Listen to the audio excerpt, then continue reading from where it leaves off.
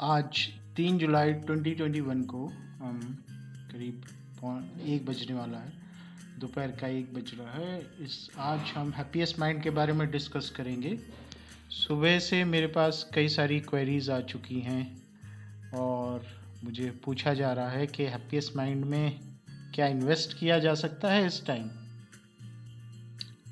Generally लोग बाग तब जागरूक होते हैं जब कोई ट्रेन या बस या खुद पहाड़ की चोटी पे पहुंच जाए। कोई भी चीज पहाड़ की चोटी पे पहुंचती है तो उसके बाद उसका पहाड़ से नीचे गिरना तय होता है। तो मैं क्या ये कहना चाह रहा हूं कि हैप्पीएस्ट माइंड पहाड़ की चोटी पे पहुंच चुका है। खैर, किसी को टॉप के बारे में जानकारी तो इस मार्केट में नहीं होती अनलेस एंड अनटिल उसके पास क्रिस्टल बॉल हो। तो टॉप है या नहीं है इस बारे में कहा नहीं जा सकता, लेकिन लग रहा है कि ये टॉप के पास तो पहुंच ही गया है। चलें इस बात को हम डिस्कस करते हैं कि हैप्पीएस्ट माइंड ने टॉप बना दी है या अभी संभावना है कि टॉप बनाएगा। चार्ट्स पे देखते हैं। उसके लिए पहला चार्ट मैं ले रहा हूं जो कि डेली का है। हर एक कैंडल एक दिन को रिप्रेजेंट करती है और इस चार्ट में अगर लीनियर रिग्रेशन चैनल में ड्रॉ करता हूं तो लीनियर रिग्रेशन चैनल यही कह रहा है कि भाई चैनल तोड़ के बाहर जा चुका है। इसका कतई ये मतलब नहीं होता है कि ये और ऊपर नहीं जाएगा। चैनल तोड़ के ऊपर जाने का मतलब ये नहीं है कि ऊपर और नहीं जाएगा, लेकिन यहां पर एक चीज पिछले ट्रेडिंग सेशन में हुई है और वो है कि इसने एक ग्रेवस्टोन डॉजी कैंडल बना दी है। अगर ग्रेवस्टोन डॉजी कैंडल कहीं साइडवेज में बन रही होती, साइडवेज मूवमेंट में, तो उसका मतलब उसका महत्व इतना नहीं होता जितना ये टॉप पे बनी है। अगर ये मोमेंटम ऊपर की तरफ है तो ये इसका टॉप हुआ। तो अगर ग्रेवस्टोन डॉजी कैंडल टॉप में बन रही है तो आप इस चीज को गूगल करके देख सकते हैं कि उसका मतलब, उसका अर्थ क्या है कि ये रिवर्सल का फर्स्ट सिग्नल है, इंडिकेशन है कि हो सकता है, प्रोबेबिलिटी है। फिर मैं बोल रहा हूँ प्रोबेबिलिटी है। कल किसी और को, सट्टे वाले को इसको पसंद आ गया, वो कहता है नहीं यार अभी नहीं गिरने देते, इसे ऊपर और बढ़ाते हैं। ये हो सकता है, कई बार ऐसा हुआ है। उसको चेक करने के लिए हम क्या इसमें कर सकते हैं, हम इसमें जरा वॉल्यूम देखते हैं।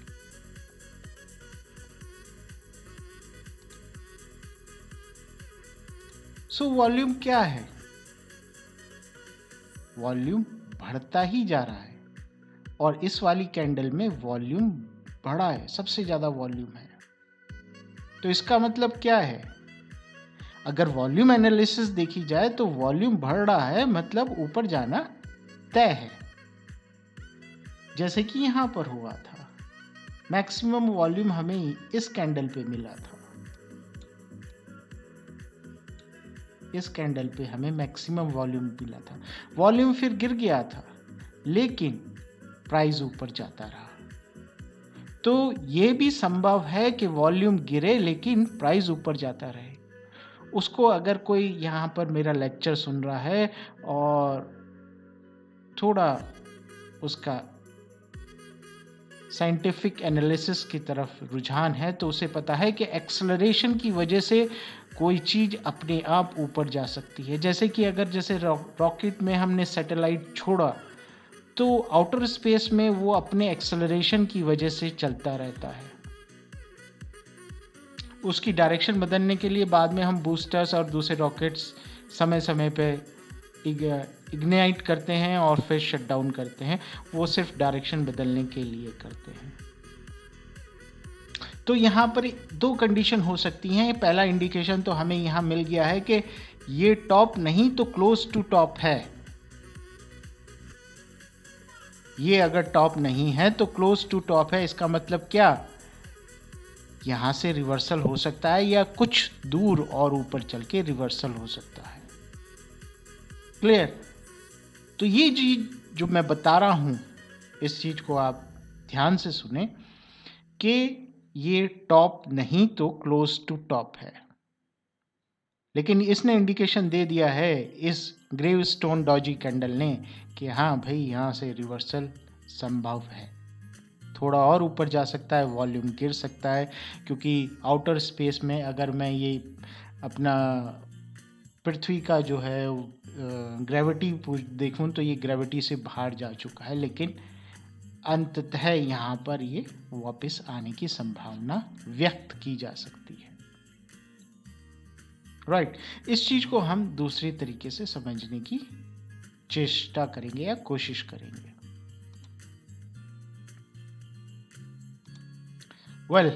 यहाँ पर क्या हुआ, ये सरकास्टिक RSI मैंने ले रखा है। सरकास्टिक RSI में मुझे क्या मिल रहा है कि टॉप पे पहुंच चुका है। तो ये कतई नहीं मतलब होता है कि सरकास्टिक RSI टॉप पे पहुंच चुका है तो यहीं से नीचे आएगा। आप देख रहे हैं कि ये हॉरिजॉन्टल हो गया और प्राइस ऊपर, ये हॉरिजॉन्टल हो गया, प्राइस ऊपर, ये थोड़ा सा ऊपर की तरफ चला और प्राइस भी ऊपर। तो यहाँ पर क्या ऐसा नहीं हो सकता? हो सकता है, बिल्कुल हो सकता है। लेकिन पहला इंडिकेशन जो मैंने यहाँ पर बताया कि भाई क्लोज टू टॉप है, अगर ये टॉप नहीं तो क्लोज टू टॉप है, वो चीज यहाँ पर क्लियर हो रही है। दूसरा चार्ट देखते हैं। दूसरा चार्ट भी यही बता रहा है। ये क्या लिया है मैंने? रिबन लिया है, EMA का रिबन है। EMA के रिबन से अगर ज़्यादा गैप हो जाता है तो वो वापस नीचे की तरफ आता है। यहाँ पर तो भाई बहुत ही ज़्यादा हो रहा है, इससे दुगना हो रहा है। तो क्या ये नीचे नहीं आएगा?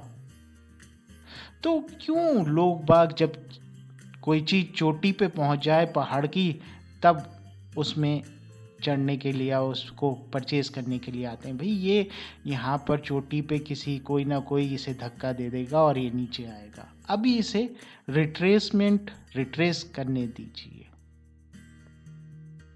ओके, सो इसमें अगर मैं मैकडी पे देखता हूँ तो मैकडी पे भी यही बता रहा है कि भाई हो गया इसका काम। कैसे?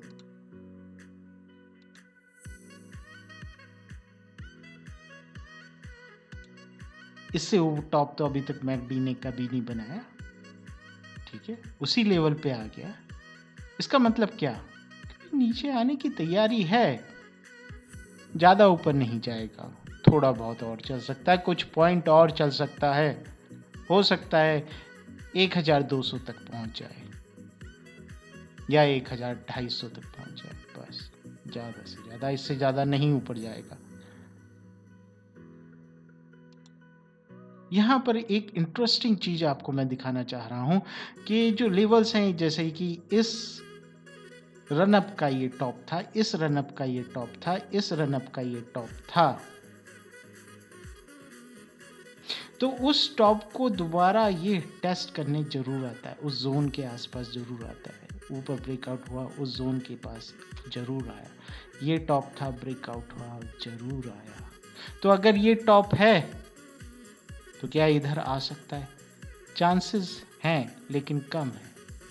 लेकिन एक लेवल यहाँ पर निकाला गया है टेक्निकल एनालिसिस के थ्रू, कई सारी चीज़ें मिक्स करके, वो है 1020 से 1000 के बीच में। अगर किसी ने बाय करना है तो इसलिए 1000 के आसपास, मतलब 1020 1000 के आसपास कॉशियस हो जाए, और जब भी प्राइस इसके आसपास आता है तो वो बाय करने की सोचे। ठीक, कई सारों का क्वेश्चन है कि यहाँ पर सेल कर दें और बाद में रीबाय करें। अगर आप ट्रेडिंग में एक्सपर्ट हैं और ट्रेडिंग करना चाहते हैं तो ऐसा कर सकते हैं, लेकिन ये कितनी ऊपर जाए वो संभावना ही है। किसी और को पसंद आ गया, उसने कहा यार अभी औरों की जेब काटनी है, इसे ऊपर चलने दो, ऐसा होता है। इसको थोड़ा सा नीचे दिखाएगा, थोड़ा सा ही नीचे दिखाएगा और फिर वापस ऊपर चला जाएगा। क्या जिन्होंने यहाँ शॉर्ट करा होगा उनको वो ठेंगा दिखा के ऊपर चला जाएगा। तो अगर उस चीज़ को आप ट्रेस कर सकते हैं कि ये नीचे जाएगा नहीं जाएगा, तो वेल एंड गुड, आप यहाँ शॉर्ट करें, वरना नहीं। जो चीज़ हम अभी तक डिस्कस करते हुए आ रहे थे वो बॉलिंजर बैंड भी बता रहे हैं। बॉलिंजर बैंड में पहले क्या हुआ था? स्क्वीज़ हुआ, बैंड स्क्वीज़ हुआ। उसके बाद क्या हुआ? बैंड की ऊपर लिमिट से बाहर निकला, वापस मीन पे टेस्टिंग उसके साथ साथ चला और फिर ऊपर गया। यहाँ पर क्या हुआ? सेम चीज़ हुई, स्क्वीज़ हुआ, बैंड स्क्वीज़ हुआ। सपोर्ट किसकी ली थी? मीन की, और ऊपर जाए। उसके बाद क्या है? बाहर निकला, जैसे कि यहाँ पर बाहर निकला। तो उसके बाद क्या है? वापस अंदर आएगा, तो वापस अंदर आएगा। और किसकी सपोर्ट लेके जाएगा? मीन की। अगर जाएगा तो वो बात की कंडीशन है, ठीक है।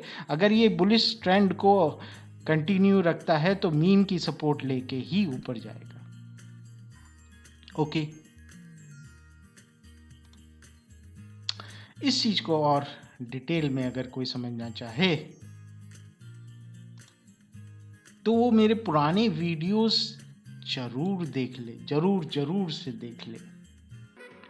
तो उन पुराने वीडियोस में मैंने एक चीज़ साफ साफ बोली थी कि ये चैनल मैंने ड्रॉ कर दिए थे। मैं आपको वीडियो दिखाता हूँ, 14 मई, हाँ 14 मई के आसपास। उससे पहले ही मैंने ये व्हाट्सएप पे कह दिया था कि ये 2 चैनल हैं जिस पे ये आके अपना रुक सकता है। तो वो एक चैनल पे आके S1 सपोर्ट पे ही वो इस चैनल के अंदर ही चलता रहा, ठीक। तो इसका लिंक मैं वीडियो के लास्ट में दे दूंगा कि वहाँ पर आप जाके उसे चेक कर सकते हैं। वो इस तरीके से मूवमेंट दिखा देना स्टार्ट कर दिया था। ये मैंने 14 मई को बोला था और ये 18 मई को उसी चैनल के अंदर चलता रहा।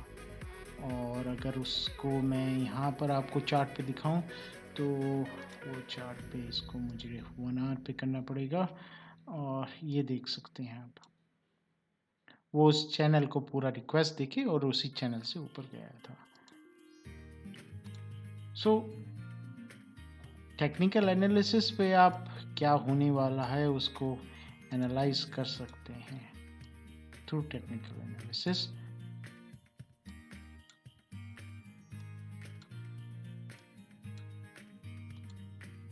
अभी तो हम अपने डिस्कशन पे ही आते हैं कि क्या हो रहा है। यहाँ पर काफ़ी कुछ आपको समझ में नहीं आएगा, मैं चीज़ें हटा देता हूँ आपकी सहूलियत के लिए।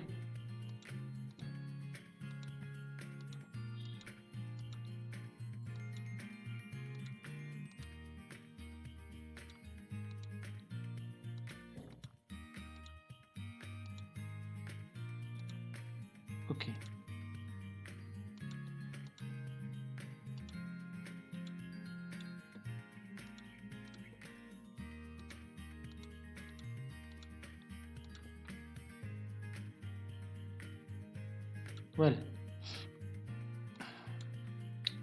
इसमें मैं पहले RSI दिखाता हूँ। तो RSI में क्या हो रहा है कि RSI टॉप पे, उसी टॉप के आसपास पहुँचने वाली। तो RSI भी कह रही है कि भाई जाएगा ऊपर तो ज़्यादा नहीं जा पाएगा। ओके, ऑसम ऑसिलेटर क्या कह रहा है? ऑसिलम ऑसिलेटर भी वही कह रहा है। तो आपको कितने इंडिकेशंस चाहिए कि भाई टॉप आसपास है?